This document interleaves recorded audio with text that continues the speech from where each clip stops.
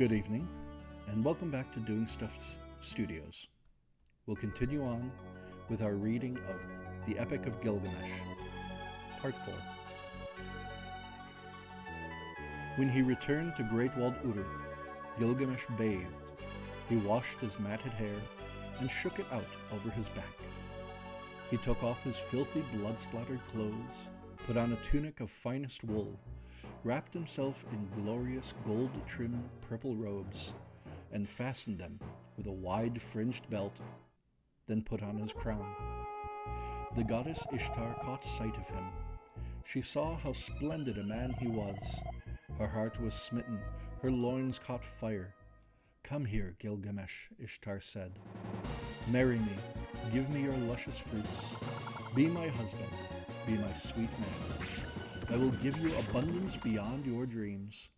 Marble and alabaster, ivory and jade, gorgeous servants with blue-green eyes, a chariot of lapis lazuli with golden wheels and guide horn of amber, pulled by storm demons like giant mules.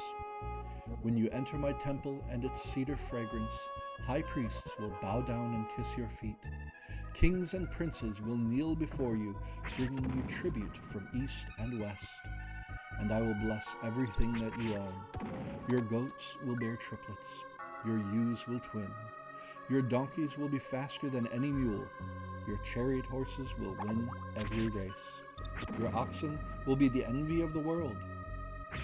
These are the least of the gifts I will shower upon you. Come here, be my sweet man." Gilgamesh said, "Your price is too high. Such riches are far beyond my means. Tell me, how could I ever repay you, even if I gave you jewels, perfumes, rich robes? What will happen to me when your heart turns elsewhere and your lust burns out?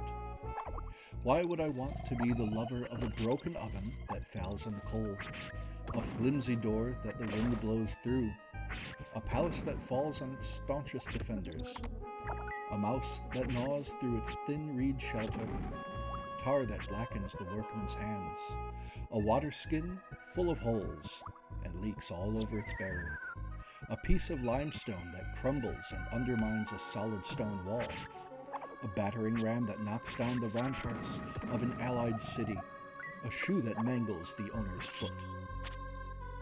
Which of your husbands did you love forever? Which could satisfy your endless desires? Let me remind you of how they suffered, how each one came to a bitter end. Remember what happened to that beautiful boy, Tammuz. You loved him when you were both young, then you changed. You sent him to the underworld and doomed him to be wailed for year after year. You loved the bright speckled roller bird, then you changed. You attacked him and broke his wings, and he sits in the woods, crying, "Awi, awi." You loved the lion, matchless in its strength, then you changed. You dug 7 pits for him, and when he fell, you left him to die. You loved the hot-blooded war stallion, then you changed. You doomed him to whips and spurs, to endlessly gallop with a bit in his mouth, to muddy his own water when he drinks from a pool. And for his mother, the goddess Seli, you ordained a weeping that will never end. You loved the shepherd, the master of the flocks, who every day would bake bread for you and would bring you fresh slaughtered roasted lamb. Then you changed. You touched him. He became a wolf, and now his own shepherd boys drive him away, and his own dogs snap at his hairy thighs. You loved the gardener Ishulanu, who would bring you baskets of fresh-picked dates every day to brighten your table. You lusted for him. You drew him close and said, "Sweet Ishulanu, lie with me, touch me, caress me." And he frowned and answered, "Why should I eat this rotten meal of yours? What can you offer but the bread of dishonor, the beer of shame, and thin reeds as covers when the cold wind blows?" But you kept up with your sweet talk, and at last he gave in. Then you changed. You turned him into a toad and doomed him to live in his devastated garden. And what would be my fate? Would it be any different? If I too became your lover, you would treat me as cruelly as you treated them. Ishtar shrieked. She exploded with fury. Raging, weeping, she went up to heaven to let her father, Anu, and her mother, Antu, as tears of anger poured down her cheeks. Father, Gilgamesh has slandered me. He hurled the worst insults at me. He said horrible, unforgivable things. Anu said to the Princess Ishtar, But might not have you provoked this? Did you try to seduce him? Or did he just start insulting you for no reason at all? Ishtar said, Please, Father, I beg you, give me the bull of heaven, just for a little while. I want to bring it to earth. I want to kill that liar Gilgamesh and destroy his palace. If you say so, I will smash the gates of the underworld, and 1,000,000 famished ghouls will ascend to devour the living, and the living will be outnumbered by the dead. Anu said to the Princess Ishtar, But if I give you the bull of heaven, Uruk will have a famine for 7 years long. Have you provided the people with grain for 7 years, and the cattle with fodder? Ishtar said, Yes, of course. I have gathered grain and fodder. I have stored up enough, more than enough, for 7 years. And when Anu heard this, he called for the bull, and handed its nose rope to the Princess Ishtar. She led the bull down to earth. As it entered, it bellowed. The whole land shook. The streams and marshes dried up.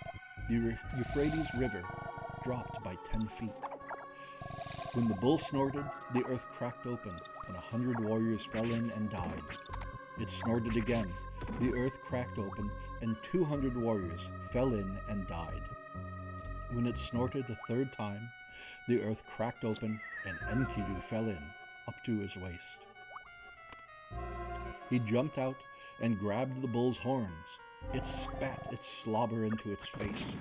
He lifted its tail, and it spewed dung all over him. Gilgamesh rushed in and shouted, Dear friend, keep fighting. Together we will win for sure. Enkidu circled behind the bull, seized it by the tail, and set his foot on its haunch. Then Gilgamesh, skillfully like a butcher, strode up and thrust his knife between the shoulders and the base of its horn. After they had killed the bull of heaven, they ripped out its heart, and they offered it to Shamash. Then they both bowed before him and sat down like brothers, side by side. Ishtar was outraged. She climbed to the top of Uruk's great wall. She writhed in grief and wailed, Not only did Gilgamesh slander me, now that brute has killed his own punishment, the bull of heaven. When Enkidu heard these words, he laughed. He reached down, ripped off one of the bull's thighs, and flung it in Ishtar's face. If only I could catch you, this is what I would do to you.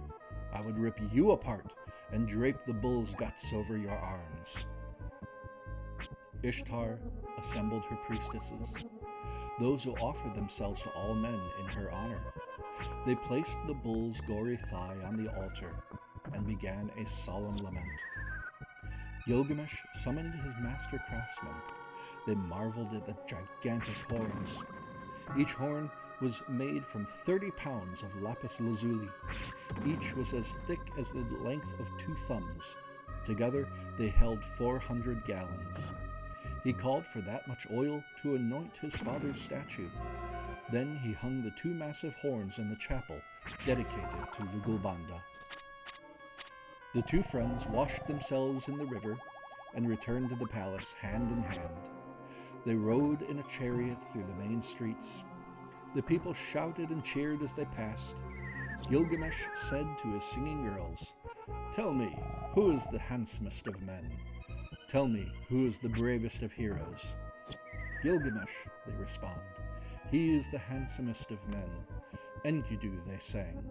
He is the bravest of heroes. We are the victors who in our fury flung the bull's thigh in Ishtar's face. And now, in the streets, she has no one to avenge her. There was singing and feasting in the palace that night. Later, when the warriors were stretched out to sleep, Enkidu had a terrifying dream. When he woke up, he said to Gilgamesh, "Dear friend, why are the great gods assembled?" "Beloved brother," Enkidu said, "I had a terrifying dream. I dreamed that we had offended the gods, and they met in council, and Anu said, 'They have slaughtered the bull of heaven and killed Humbaba, watchman of the great cedar forest. Therefore, one of the two must die.' Then Enlil said to him, 'Enkidu, not Gilgamesh, is the one who must die.' Enkidu fell sick. He lay in his bed, sick at heart, and his tears flowed like streams. He said to Gilgamesh, 'Dear friend, dear brother, they are taking me from you. I will not return. I will sit with the dead in the underworld, and never will I see my dear brother again.' When Gilgamesh heard his friend's words, he wept. Swiftly the tears flowed down his cheeks.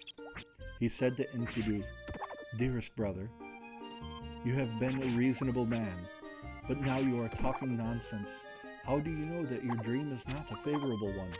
Fear has set your lips buzzing like flies.' Enkidu said, 'Dearest brother, last night I had a second bad dream. The heavens thundered, the earth replied, and I was standing on a shadowy plain. A creature appeared with a lion's head. His face was ghastly, and had a lion's paws, an eagle's talons, and wings. He flew at me. He seized me by the hair. I tried to struggle, but with one blow he capsized me like a raft. He leapt upon me like a bull. He tramples my bones. Gilgamesh, save me, I cried. But you did not save me. You were afraid and you did not come. The creature touched me, and suddenly feathers covered my arms. He bound them behind me and forced me down to the underworld, to the house of darkness, the home of the dead, where all who enter never return to sweet earth again. Those who dwell there squat in the darkness. Dirt is their food, their drink is clay. They are dressed in feathered garments like birds. They never see the light. And on door and bolt the dust lies thick. When I entered that house, I looked, and around me were piles of crowns.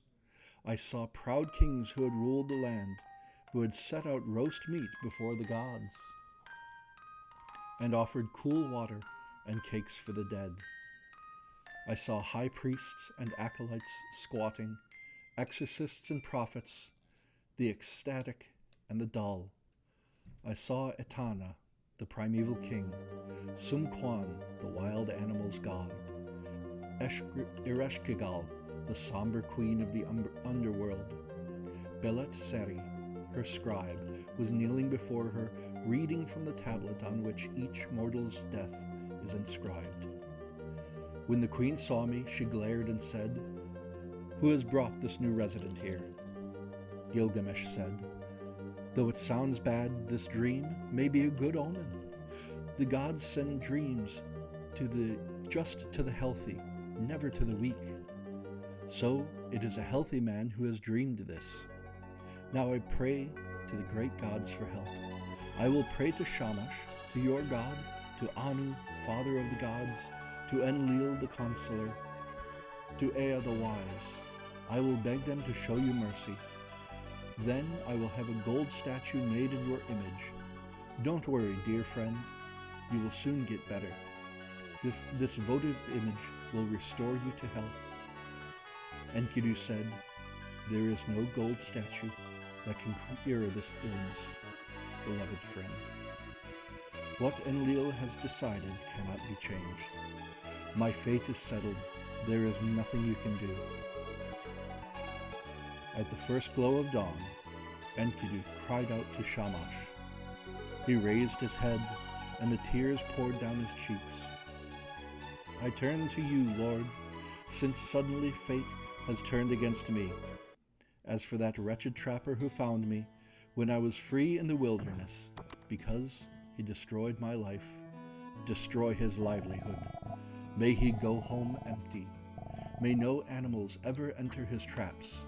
If they do, may they vanish like the mist. And may he starve for bringing me here. After he had cursed him to his heart's content, he cursed Shamat, the priestess of Ishtar. Shamat, I assign you an eternal fate. I curse you with the ultimate curse. May it seize you instantly as it leaves my mouth. Never may you have a home and family. Never caress a child of your own. May your man prefer younger, prettier girls. May he beat you as a housewife beats a rug. May you never acquire bright alabaster or shining silver, the delight of men. May your roof keep leaking and no carpenter can fix it. May wild dogs camp in your bedroom. May owls nest in your attic. May drunkards vomit all over you. May a tavern wall be your place of business. May you be dressed in torn robes and filthy undergarments. May angry wives sue you.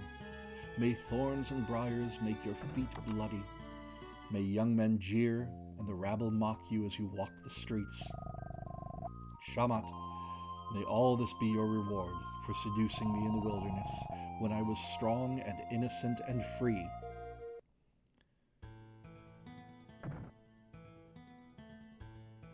Bright Shamash, the protector, heard his prayers. Then from heaven, the voice of the god called out, Enkidu, why are you cursing the priestess Shamat? Wasn't it she who gave you fine bread fit for a god, and fine beer fit for a king? Who clothed you in glorious robe and gave you splendid Gilgamesh as your intimate friend? He will lay you down on a bed of honor. He will put you on a royal bier. On his left, he will place your statue in the seat of repose. The princess of the earth will kiss its feet. The people of Uruk will mourn you, and when you are gone, he will roam in the wilderness with matted hair and a lion's skin. When Enkidu heard this, his raging heart grew calm. He thought about Shamat and said, Shamat, I assign you a different fate. My mouth that cursed you will bless you now. May you be adorned by noble princes. 2 miles away from you, may your lover tremble with excitement. 1 mile away, may he bite his lip in anticipation. May the warrior long to be beside you. May Ishtar give you generous lovers, whose treasure chests brim with jewels and gold. May the mother of 7 be abandoned for your sake. Then Enkidu said to Gilgamesh, You who have walked beside me, steadfast through so many dangers, remember me, never forget what I have endured. That day, Enkidu had his dreams. His strength began failing. For 12 long days he was deathly sick. He lay in his bed, in agony, unable to rest, and every day grew worse. At last he sat up and called out to Gilgamesh, Have you abandoned me now, dear friend? You told me that you would come to help me when I was afraid, but I cannot see you. You have not come to fight off this danger. Yet weren't we to remain forever inseparable, you and I? When he heard the death rattle, Gilgamesh moaned like a dove. His face grew dark. Beloved, wait. Don't leave me. Dearest of men, don't die. Don't let them take you from me.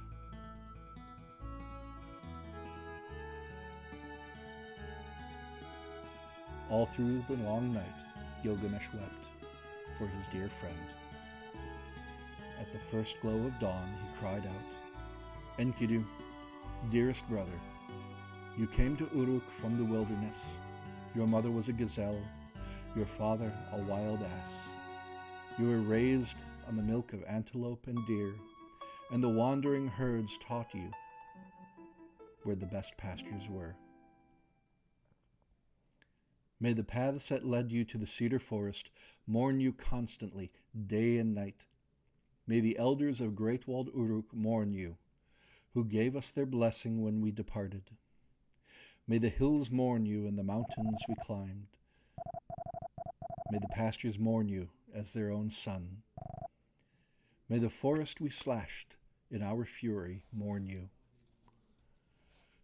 May the bear mourn you, the hyena, the panther, the leopard, the jackal, deer, lion, wild bull, gazelle.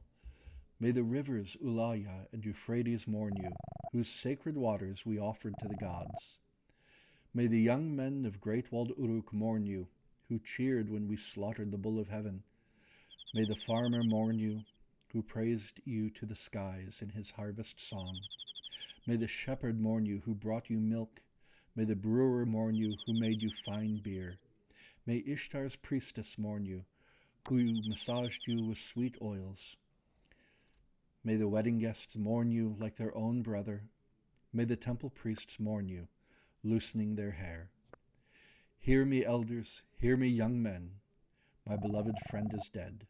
He is dead. My beloved brother is dead. I will mourn as long as I breathe. I will sob for him like a woman who has lost her only child.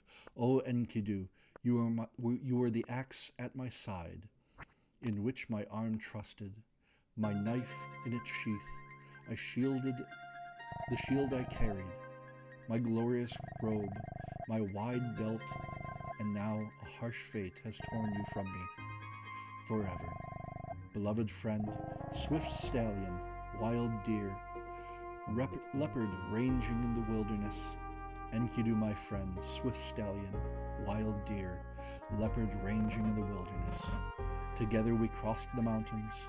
Together we slaughtered the bull of heaven. We killed Humbaba, the guardian of the cedar forest. O Enkidu, what is this sleep that has seized you, that has darkened your face and stopped your breath? But Enkidu did not answer. Gilgamesh touched his heart, but it did not beat. Then he veiled Enkidu's face like a bride's. Like an eagle, Gilgamesh circled him. He paced in front of him, back and forth, like a lioness whose cubs are trapped in a pit. He tore out clumps of his hair, tore off his magnificent robes as though they were cursed. At the first glow of dawn, Gilgamesh sent out a proclamation. Blacksmiths, goldsmiths, workers in silver, metal, and gems, create a statue of Enkidu, my friend. Make it more splendid than any statue that has ever been made. Cover his beard with lapis lazuli, his chest with gold. Let obsidian and all other beautiful stones, 1,000 jewels of every color, be piled along with the silver and gold, sent on a barge down the Euphrates to Great Walled Uruk in Enkidu's name. I will lay him down on a bed of honor. I will put him on a royal bier. On my left I will place his statue in the seat of repose. The princes of earth will kiss his feet. The people of Uruk will mourn him, and when he is gone, I will roam the wilderness with matted hair and a lion's skin.